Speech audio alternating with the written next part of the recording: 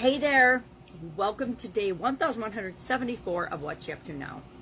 Sharon Horne-Ellstrom being the she, documenting my journey as I transition from the brick and mortar corporate world of business to the online world of business, and how that's going, what I'm doing, what I'm working on, what's working, what's not, lessons learned from the actual doing in trenches. So many people that are online share, they learn one strategy and they adopt that strategy and they do it and they have a little success with it, or maybe not, and then they teach other people how to do it.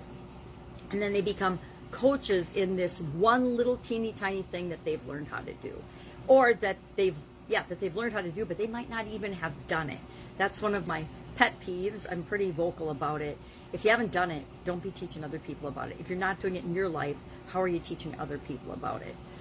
But there's a lot of people out there that do that. Why? Because they're in something for the short term, or they're thinking that they're going to fake it till they make it enough and that's how we all learn everything, right? I'm not trashing that concept. None of us are born experts at anything. We learn by actually doing things.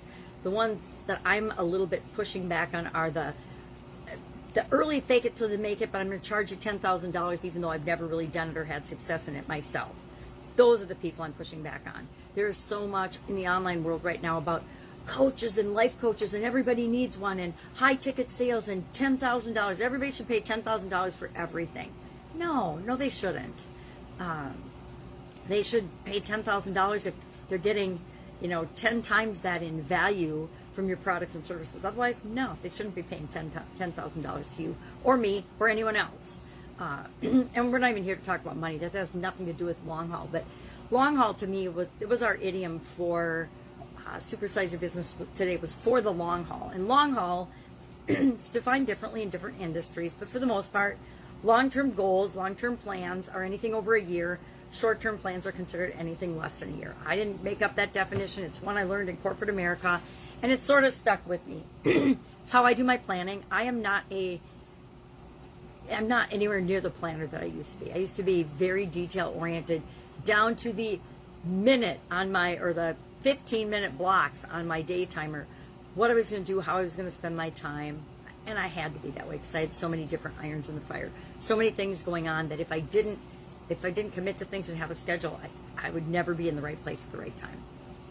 So the long haul, for example, I've got lots of experience in long-term things. I spent 37 years in the manufacturing food industry. I had an Italian food business for 37 years. I was married for over a quarter century before I got divorced. Now single. I was in a lot of different industries. I spent over a quarter century in corporate America in different industries and different jobs, but overall, corporate America for over a quarter century. Now, I think those are long-term things. They show long-term commitment to different activities and things I've done. I don't have a problem committing to something and sticking to it until it's finished, as long as it takes. But I've also done things for the short term, for short-term reasons. We do things in the now. All the stuff I've been doing through COVID-19 intentionally was first developed to deal with short-term changes in our world, in my environment, in my world, and in everybody else's world. The Get Up and Go Challenge, which is now, it's over the 1 year mark, so I consider that a long-term thing. But it started out as, hey, I'm just going to one-off do this for the month of April because everybody's shut down in April. What can I do to help? How can I provide some value to people? And so that was the first Get Up and Go Challenge, 30-plus day Get Up and Go Challenge. And then as it dragged out, as COVID dragged out, we decided I was challenged to do a longer version of a challenge in June into July, halfway through July, 45-plus day challenge. And then I liked doing it. I was getting great benefits from it. I was learning a lot, so I just kept doing it. And I'm talking about this being the last one. We're on day 16 of the 7th 30-plus day challenge. I've mentioned that this might be the last one, or it might morph into something different, because COVID is proving to be, at this point, we've gone from the short-term to the long-term strategy, right? The short-term to the long-term. In my mind, it clicked at a year. This isn't going away, right? It clicked before then, but it really, really hit home as I was finishing up the February event, hey, we're coming up on a year of all of this stuff now, and there are things that happen in our lives and in our world that change life as we know it forever. I had a sudden cardiac arrest in 2010. That changed my life dramatically forever. It changed who I am, how I think, how I approach things dramatically from before 2010 to after 2010. Why? Because I had to change, or I wasn't going to be here talking or doing anything, seeing my kids grow up and my grandkids. I was going to be gone if I didn't change the way I approached so many things I was doing in life, which was probably one of my biggest lessons learned. Now, I don't know very many people that would say, hey, my best lesson learned was when I dropped dead. But for me, that's exactly what it's been. It was the life-changing permission that I needed to give myself in order to change a lot of things that I knew needed to be changed all along the way. But for whatever reason, mostly fear, I was not willing to make those changes until something happened that forced me, and it became life or death, whether I made those changes or not. Hopefully, people that hear me will be at a point where they can say, I have control over this. I can change this now. I don't have to wait till I have a cardiac arrest. I don't have to wait till I have a nervous breakdown because I'm so stressed out. I don't have to wait until somebody in my family or myself is diagnosed with a life-threatening disease. I don't have to wait for any of these big catastrophic events to happen. I don't have to wait for COVID-19 to happen for me to make changes in my life. However, I think history will show that this COVID-19 pandemic will have been the greatest transformative time period in generations for people to, if they're using it to their benefit. If we're just sitting at home watching the news, being brainwashed by the media and by politics and by what's going on outside of us and around us, and we're just watching it happen and we're not participating in our lives, then those people won't be better off. They'll definitely be worse off. But the people that are out making their life better, finding solutions to their current situation and problems, those are the people that are going to survive and thrive and go beyond anything they thought was possible or capable for themselves after this whole pandemic stuff impacts and has its global wave throughout the world, because it's definitely having a huge impact on the world, not just us in America or wherever you might be listening, but all of us are simultaneously having this, I want to call it the COVID experience. So, and are we each experiencing it differently? Yes, because that's how we experience everything. As humans, we all might have a common experience, but we'll all experience it differently, only as we uniquely can. So long haul was the idiom, the proverb for today, for the long haul. Speaking of frameworks, our SOAP framework for today, we're going through the SOAP framework for the second time in the Get Up and Go challenge. We're doing relationships. Remember, there's 7 key areas and aspects of your life. I've taught this for years and used it as my framework for looking at my life, setting my goals every year, things like that. So we've got physical, mental, emotional, spiritual, financial, relationships, and contribution.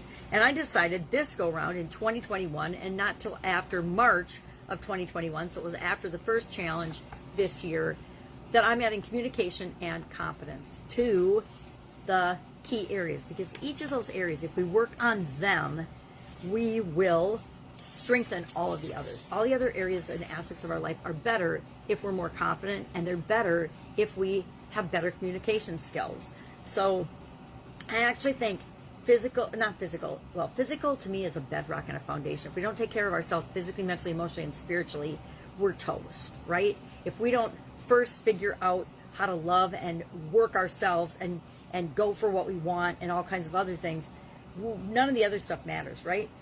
We're not going to have good relationships. We're not going to have good finances. We're not going to contribute anything to the world if we can't even figure out what makes us tick. Thus, my annual challenge this year is to do one thing every day that centers me. And I dropped that on the floor, and then share that with other people.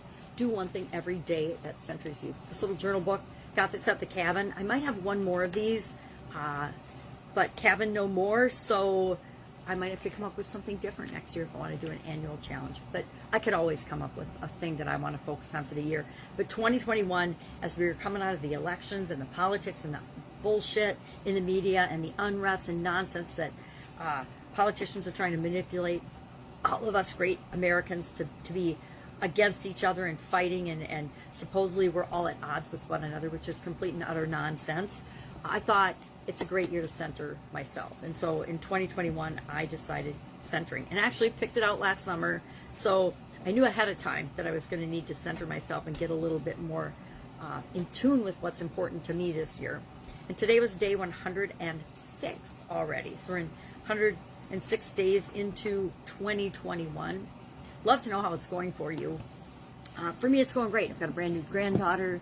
I'm doing some other things with my son. So lots of exciting things coming down the pipe. Supersize your business. Get up and go. Challenge. A couple of coaches, I mentioned I have a couple of coaches which are pulling me in different directions. So I need to resolve that and decide which way am I going. And I think I've already made that decision. I think I'm going with the offline coach, more listening to that, and going to do more in that area this year.